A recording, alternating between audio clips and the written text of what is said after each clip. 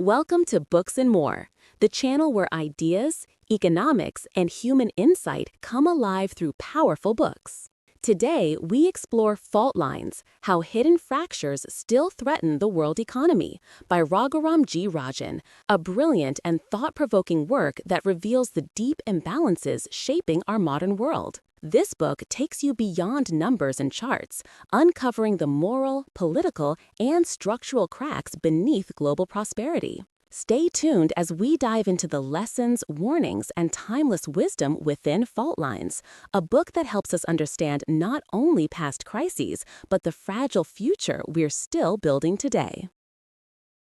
Introduction. Fault Lines, Hidden Fractures That Still Threaten the World Economy. The introduction of Fault Lines by Raghuram G. Rajan sets the stage for a global exploration of the unseen cracks within modern capitalism. The tensions between rich and poor, savers and spenders, nations that produce and those that consume. Rajan argues that the 2008 financial crisis was not a random accident, but the inevitable outcome of deep structural imbalances that had been building for decades. These fault lines, as he calls them, lie beneath the surface of globalization and financial innovation, waiting to erupt whenever external pressure arises. He identifies three major fractures shaping the modern world.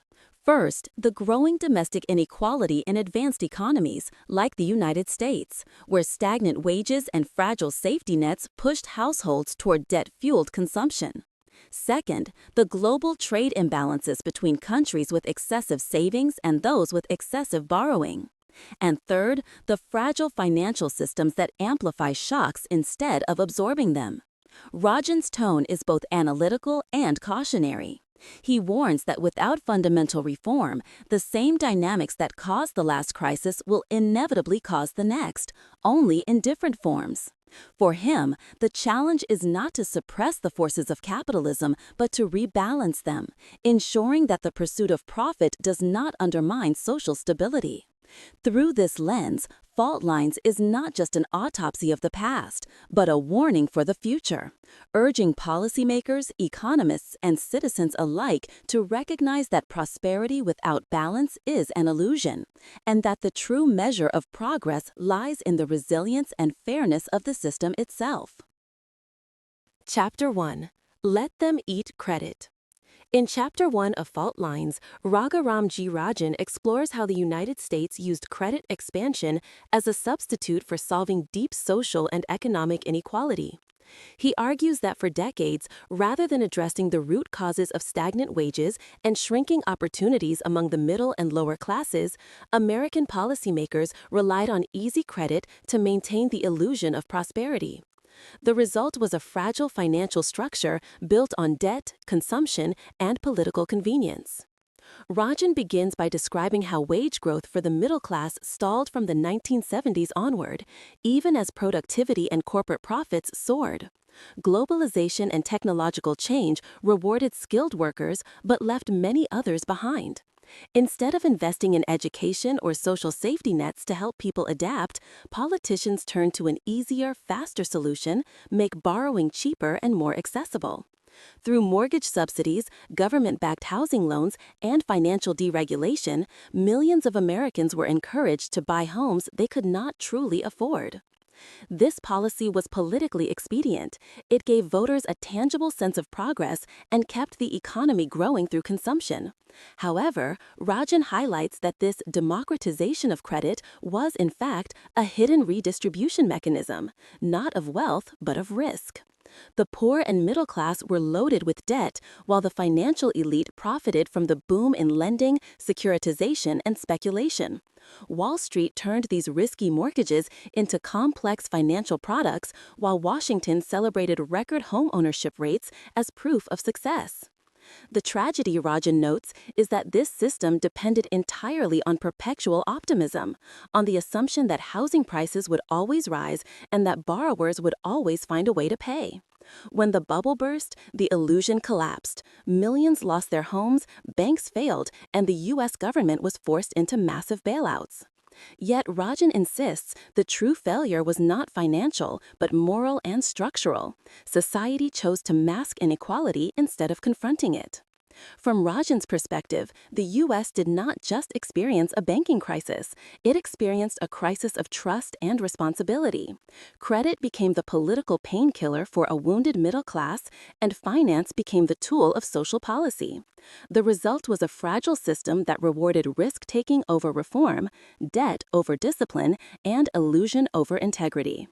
In essence, Chapter 1 lays the foundation for the entire book. Fault lines are not merely economic imbalances, but moral and institutional fractures, cracks born from the collective decision to prioritize comfort and consumption over fairness and resilience. Chapter 2: Exporting to Grow. In Chapter 2 of Fault Lines, Raghuram G. Rajan analyzes how many developing nations, especially in Asia, pursued growth through exports, and how this strategy, while successful at first, created new global vulnerabilities. He calls this phenomenon exporting to grow, where countries depend heavily on foreign demand instead of building strong domestic consumption.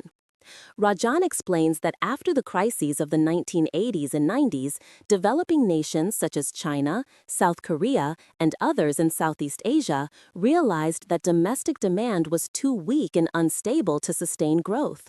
To avoid relying on volatile internal markets, they turned outward, making exports the primary engine of prosperity.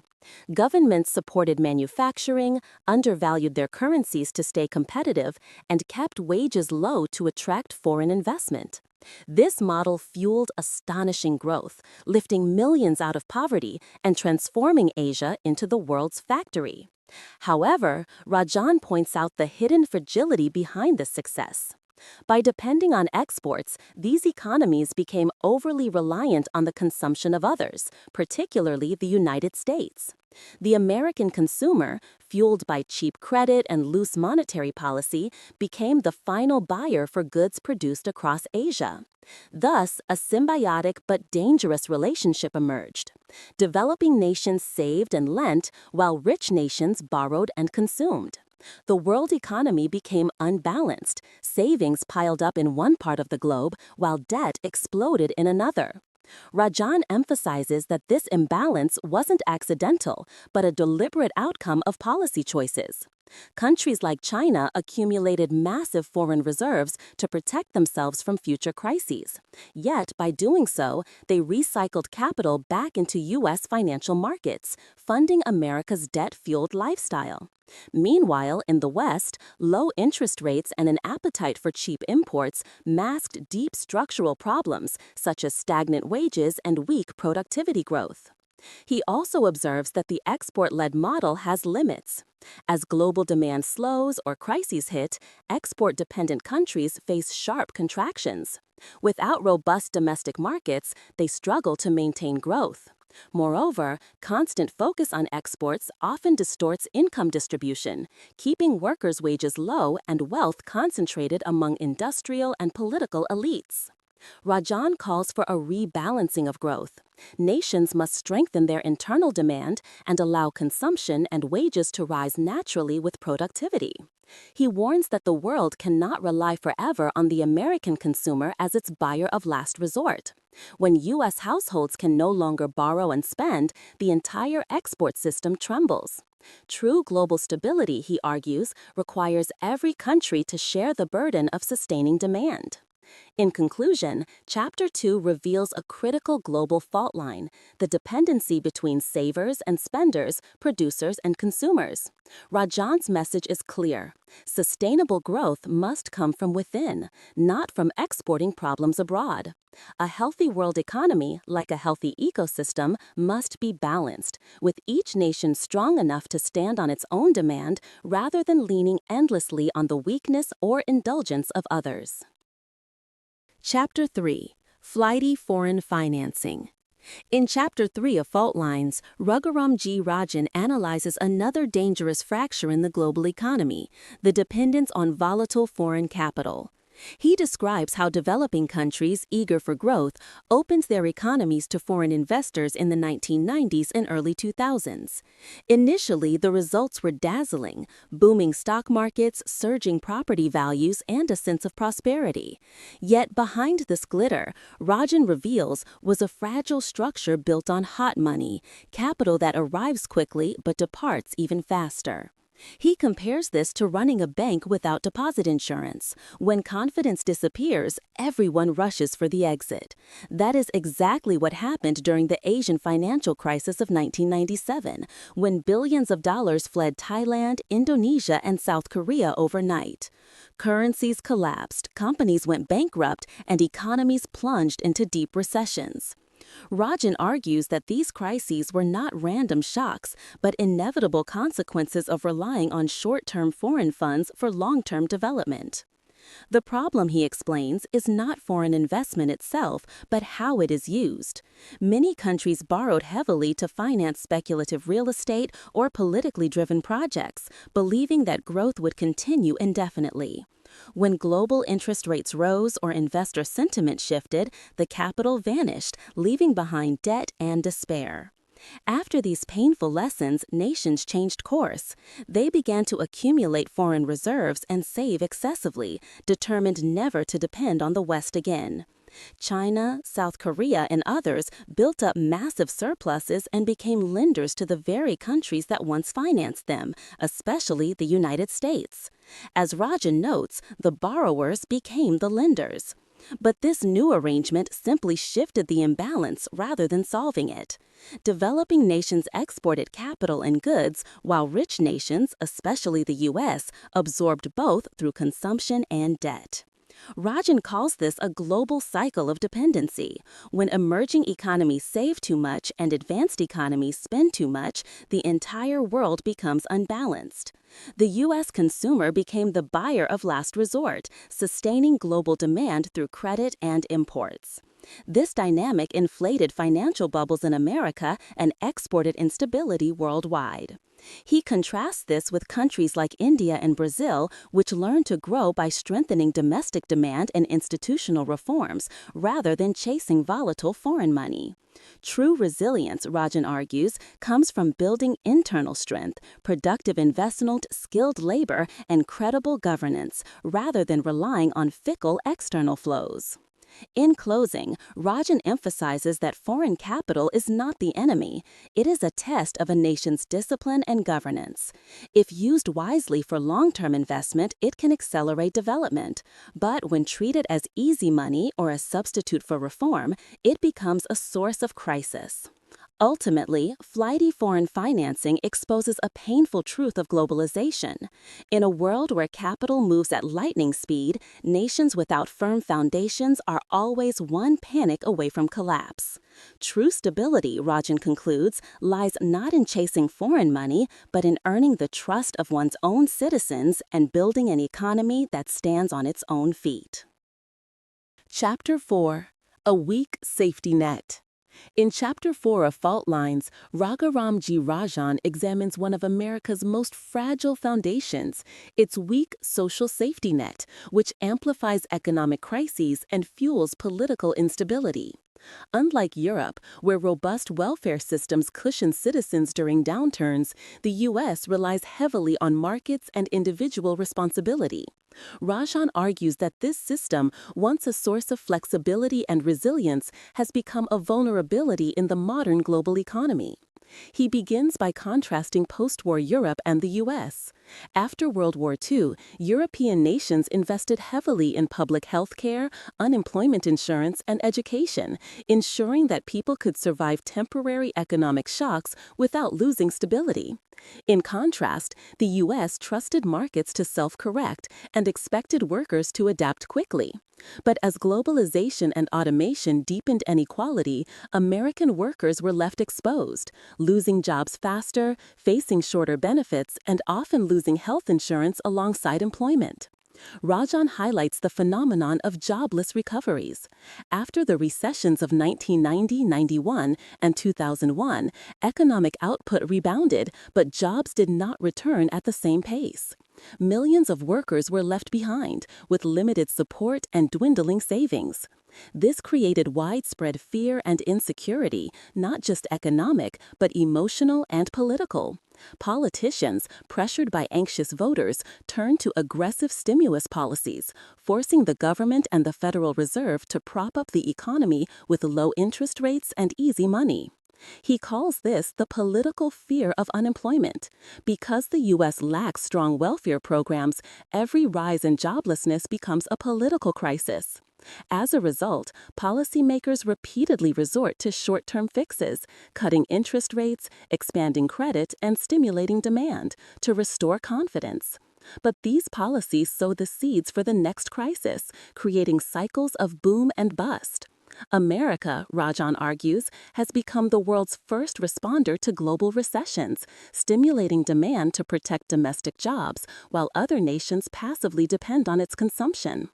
Rajan also criticizes the misuse of fiscal policy for political ends. Instead of designing neutral, long-term measures, leaders often exploit crises to advance partisan agendas. He cites White House Chief of Staff Rahm Emanuel's remark, "Never let a serious crisis go to waste," as proof of how crises have become tools for political gain rather than reform. Each administration introduces temporary programs that are later reversed, eroding public trust and policy consistency. This weak and inconsistent safety net doesn't just harm workers, it weakens the economy itself. When people fear losing everything in a downturn, they save excessively, avoid risk, and consume less, dragging down growth. Businesses, uncertain about policy direction, hold back investment. The government, in turn, feels compelled to intervene even more, creating a vicious cycle of dependence on stimulus. Rajan concludes that America's real challenge is not its lack of innovation or productivity, but its failure to build security for its citizens. Without a reliable safety net, every crisis becomes existential and every policy response becomes extreme. The absence of stability at the individual level leads to instability at the national and global level. In his final reflection, Rajan writes that economic freedom without social security is an illusion of strength. A healthy capitalism, he argues, must give people both opportunity and protection, allowing markets to function while ensuring no one falls too far when shocks occur. In essence, a weak safety net is both diagnosis and warning. Without rebuilding trust and protection for ordinary people, the U.S. will continue to trade short-term growth for long-term fragility, repeating the same mistakes under new names and new crises. Chapter 5, From Bubble to Bubble. In Chapter 5 of Fault Lines, Raghuram G. Rajan examines one of the most dangerous weaknesses of the global economy, the world's dependence on easy money and loose monetary policy. He argues that the United States, driven by political and economic pressure, has repeatedly relied on cheap credit to stimulate growth, moving from one bubble to the next instead of addressing structural problems.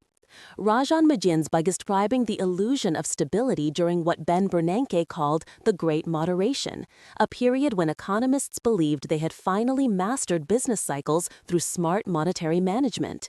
Yet, this confidence proved misplaced. After the dot-com crash of 2000, the Federal Reserve kept interest rates extremely low for too long, hoping to revive employment and prevent recession.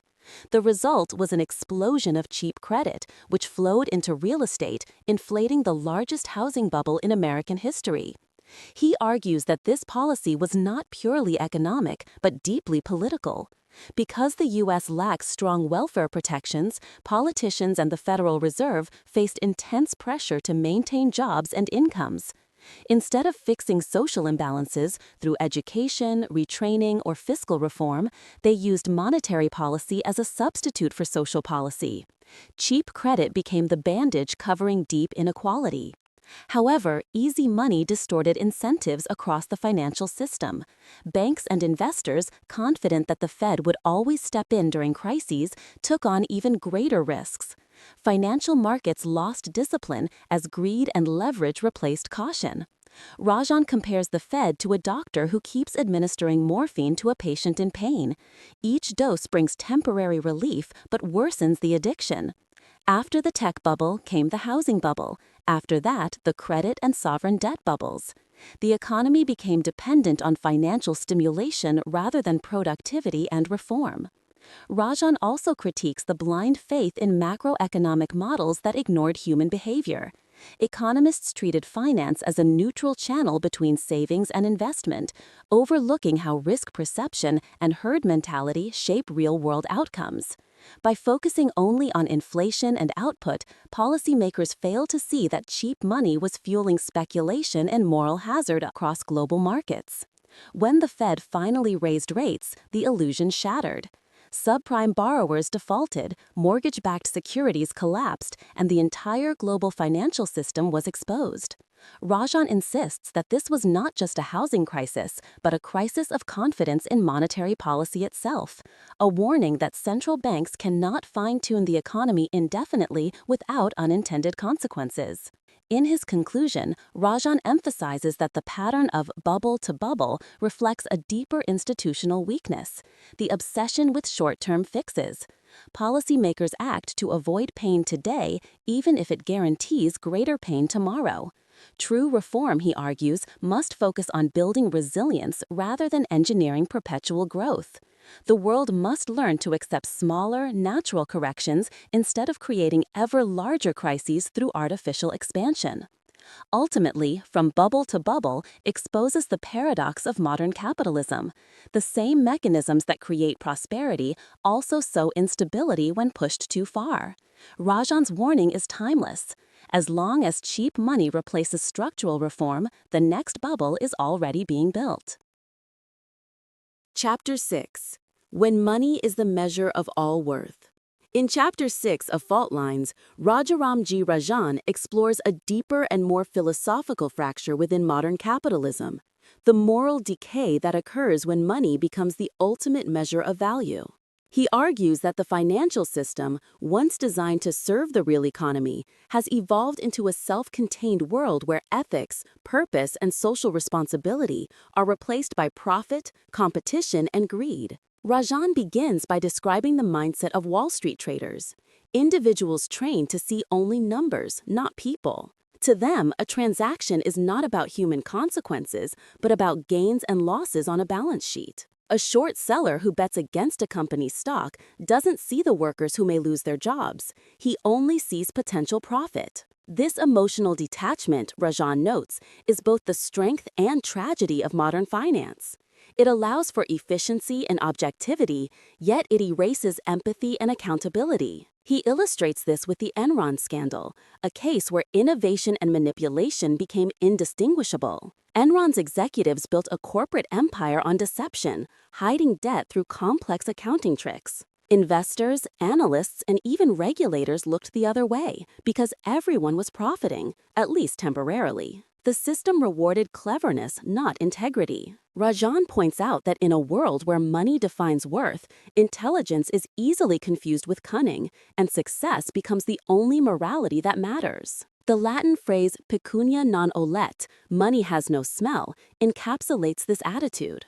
Rajan argues that the anonymity and fungibility of money make it a dangerous moral compass. When every action can be justified by its profitability, the line between right and wrong blurs. A broker who exploits inside knowledge, a banker who sells toxic loans, or an executive who manipulates stock prices, all can claim they are simply doing business. Rajan attributes this erosion of ethics to the arm's-length nature of modern finance. Transactions are impersonal, global, and detached. The banker who designs a derivative product in New York may never see the homeowner in Ohio who loses everything because of it. This detachment allows risk and responsibility to become abstract, reducing moral restraint. The further financial actors are from the human consequences of their actions, the easier it becomes to justify harmful behavior in the name of efficiency or competition. However, Rajan also acknowledges the paradox. Impersonal markets are what make capitalism fairer and more transparent in theory, since decisions are based on price rather than privilege. Yet, when markets lose their moral anchor, they become ruthlessly amoral, efficient at generating wealth, but blind to justice and human well-being. He argues that the problem is not money itself, but the excessive power society has granted it. When teachers, doctors, or engineers are valued less than traders and speculators simply because they earn less, the entire moral fabric of society weakens. Rajan warns that even trust, the foundation of financial systems, will erode if profit remains the only metric of success. In his conclusion, Rajan calls for restoring the link between finance and the real world. Corporations and financial institutions must realign incentives so that long-term value creation, responsibility, and social contribution matter as much as short-term profit. Reward systems should encourage sustainable behavior rather than opportunistic risk-taking. Ultimately, When Money is the Measure of All Worth is one of Rajan's most philosophical chapters, a reflection on how capitalism loses its soul when everything is commodified. True stability, he insists, depends not only on smart regulation, but moral restraint, an understanding that not all things of value can be priced, and not all profits are worth pursuing. Chapter 7: Betting the Bank. In Chapter 7 of Fault Lines, Raghuram G. Rajan investigates one of the most dangerous distortions in the modern financial system: how banks were incentivized to gamble with other people's money. He argues that the 2008 crisis was not caused merely by greed or incompetence, but by a systemic failure of incentives, in which executives, shareholders, and regulators all played their part in encouraging reckless risk-taking. Rajan opens the chapter with a critical question: why did banks take such enormous risks when they clearly understood the potential consequences? His answer is simple but profound: because every signal in the system rewarded risk. Executives were paid huge bonuses when profits rose, but faced little punishment when things went wrong. Shareholders demanded short-term stock gains. Regulators, afraid of systemic collapse, stood ready to rescue large institutions deemed too big to fail. Together, these forces created what Rajan calls institutionalized moral hazard. He explains that when the government implicitly guarantees rescue, banks act rationally, not cautiously, but strategically reckless. If their bets succeed, they win. If they fail, taxpayers absorb the loss. The 2008 collapse was therefore not an accident, but the logical outcome of a distorted game, one where everyone expected someone else to bear the ultimate cost. Rajan uses Citigroup as a prime example.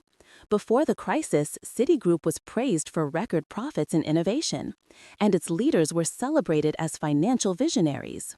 But when the housing bubble burst, the same innovations, mortgage-backed securities, subprime lending, and off-balance sheet financing, nearly destroyed the bank.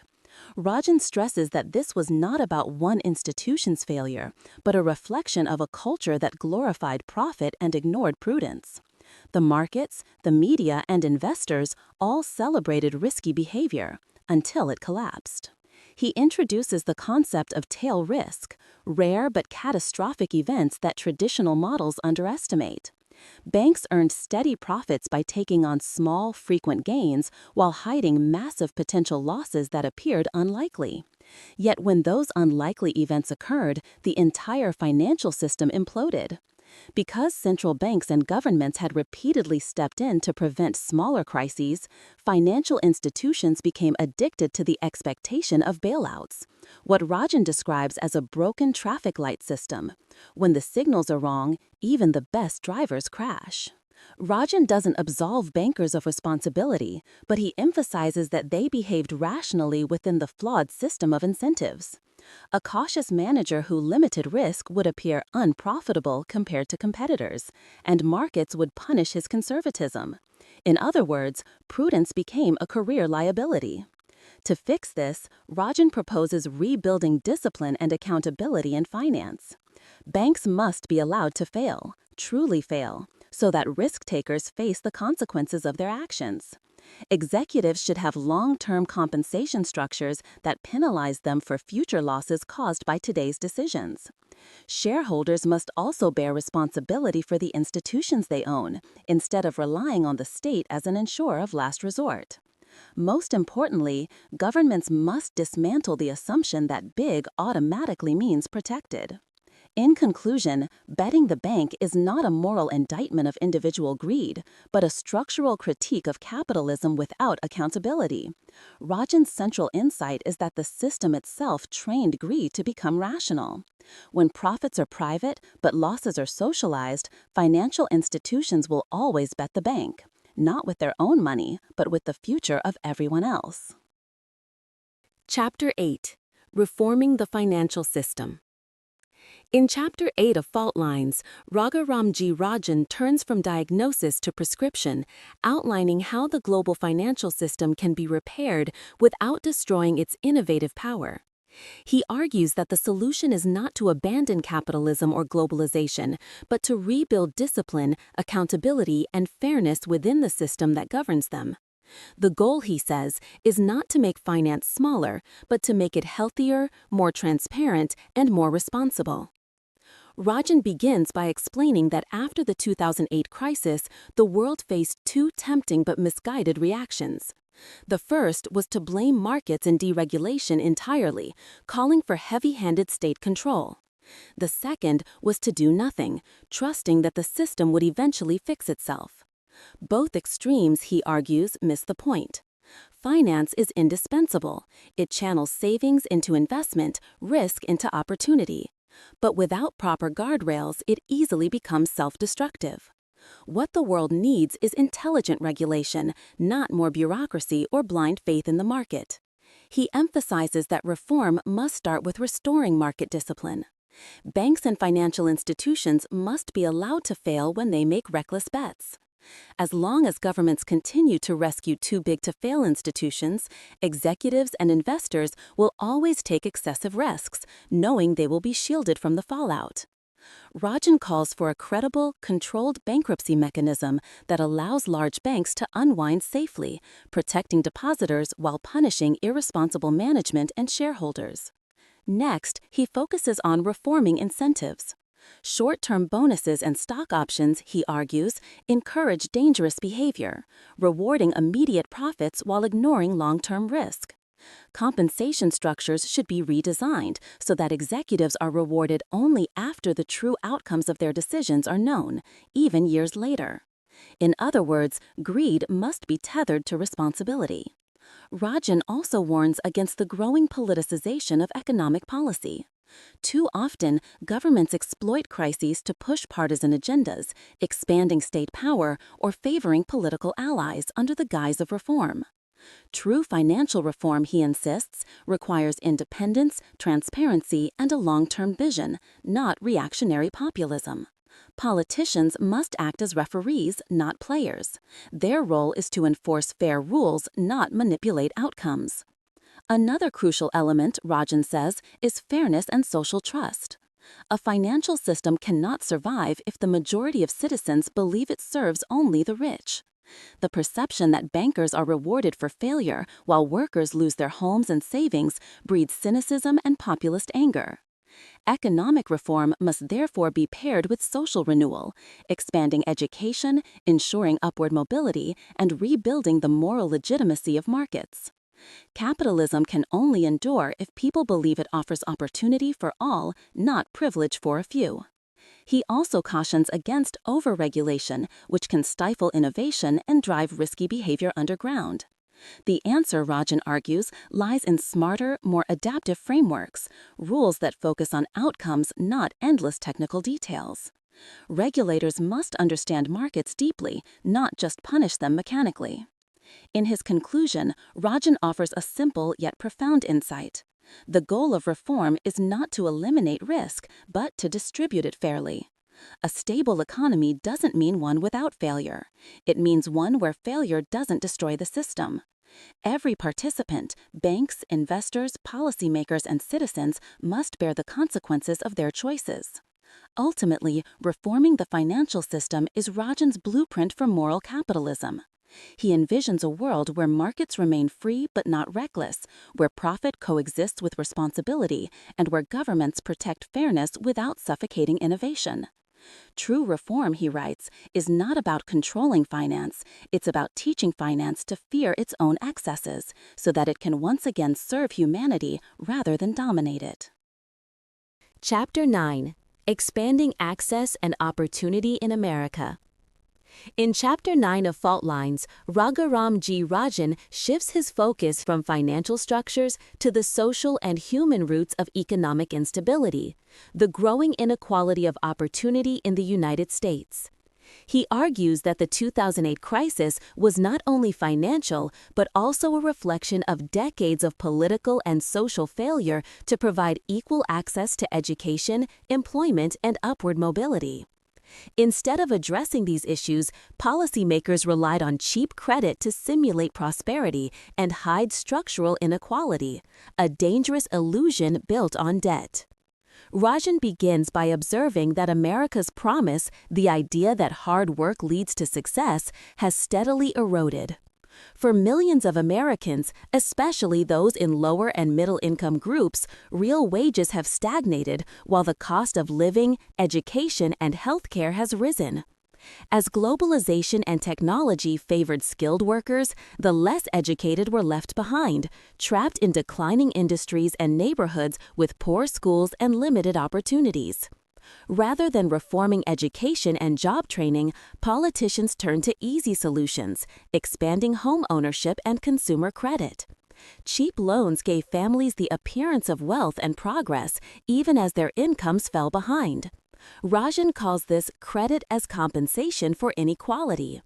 By encouraging borrowing instead of improving earning potential, the government helped create the very conditions that led to the financial collapse. He also analyzes the split in the labor market. Traditional manufacturing jobs, once the foundation of America's middle class, vanished due to automation and outsourcing. New industries demanded higher skills and education, widening the income gap between those with college degrees and those without. Meanwhile, communities lost not only jobs, but also social cohesion. The weakening of local institutions, from schools to churches to civic groups, left individuals isolated and distrustful, a breeding ground for populist anger and political division. To repair these fractures, Rajan argues America must focus on expanding genuine opportunity, not temporary relief. He proposes 3 long-term strategies. First, invest heavily in early childhood and public education, particularly in low-income areas, to level the playing field from the start. Second, revitalize vocational and technical training, giving workers practical skills to adapt to a changing economy. Third, strengthen local communities, empowering them to become engines of trust, cooperation, and innovation. Rajan emphasizes that redistribution alone is not enough. Welfare and subsidies may ease suffering, but they do not create dignity or self-sufficiency. True fairness comes from giving people the tools to succeed: education, mobility, and confidence that effort will be rewarded. He warns that if America continues to use debt as a substitute for opportunity, it will face not just economic but moral decline. In closing, Rajan writes that the strength of capitalism depends on the strength of its people. When the system serves only the few, social trust collapses and democracy itself becomes fragile. The U.S., he insists, must rebuild from the ground up, restoring faith that everyone has a real chance to advance. Expanding access and opportunity in America is one of the most hopeful chapters in Fault Lines. It reminds readers that economic reform is meaningless without social renewal, and that the ultimate safeguard against crisis is not regulation or stimulus, but a society where every citizen feels empowered to build a better life. Chapter 10. The Fable of the Bees Retold. In the final chapter of Fault Lines, Raghuram G. Rajan closes his analysis with a profound reflection on human nature, morality, and the future of capitalism. Titled The Fable of the Bees Retold, this chapter revisits the classic 18th century parable by Bernard Mandeville, where a beehive thrives on the vices of greed and self-interest, but collapses when its inhabitants suddenly become virtuous. Rajan uses this story as a metaphor for modern society, asking whether it is possible to balance individual ambition and collective responsibility in today's global economy. He begins by acknowledging a fundamental truth: self-interest is an essential engine of progress. Like Mandeville's bees, human societies advance because people seek to improve their lives, to innovate, compete, and create wealth. Yet, Rajan warns that when this drive becomes detached from ethics and empathy, it transforms from a creative force into a destructive one. The 2008 crisis, he argues, was not simply an economic failure, but a moral one, the result of a system that glorified short-term gain and ignored long-term consequences. Throughout the chapter, Rajan revisits the book's central theme: the widening fault lines between private incentives and public welfare. Individuals, corporations, and governments all acted rationally within their own narrow interests, but collectively their actions led to disaster. Politicians avoided hard reforms and instead expanded credit to please voters. Banks took excessive risks because they expected bailouts.